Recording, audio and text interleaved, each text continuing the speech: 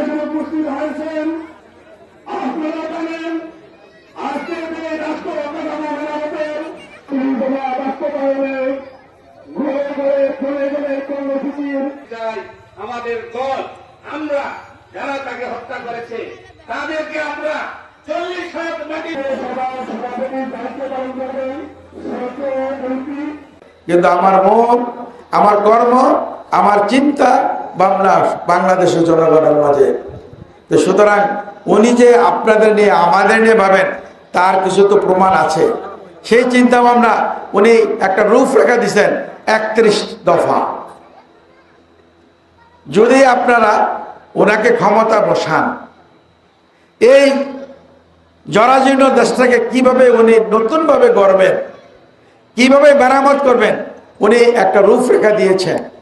সেই রূপরেখা নিয়ে আসছি কিন্তু আপনাদের কাছে। তো নিশ্চয়ই উনি দেশটা নিয়ে ভাবেন বলে তো একটা রূপরেখা দাঁড় করিয়েছেন। আপনারা কি এই রূপরেখা বাস্তবায়ন করতে চান? যদি চান তাহলে আগামী দিনে দানের শেষে একটা ভোট দিবেন। আমি বলি না আমাকে ভোট দিবেন, যে পায় দানের শেষ মার্কা তাকে ভোট দিবেন। আপনারা আমাকে ভোট দিয়ে সংসদে পাঠাইলেন, কিন্তু বিএনপি যদি ক্ষমতায় বসতে না পারে আমি কোনো কাজ করতে পারবো? তা আগে হলো আমাদেরকে সরকার গঠনের জন্য দানের শেষে ভোট দিয়ে আগে সরকার গঠন করতে হবে।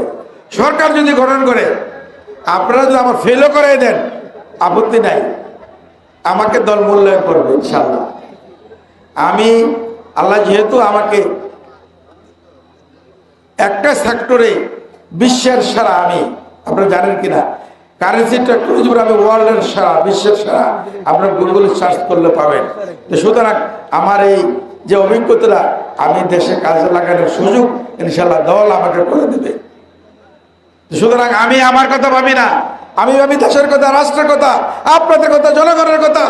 আপনারা আমরা যদি সুখে থাকতে চাই, ভালো থাকতে চাই, আর কোনো জুলুম স্বৈরাচার যেন আর বাংলার মাটিতে পদার্পণ করতে না পারে, সেই জন্য আমরা একটা ভোট দানের শেষে দিয়ে আমরা তারেক রহমান সাহেবকে আমরা এই দেশের রাষ্ট্রনায়ক বানাবো।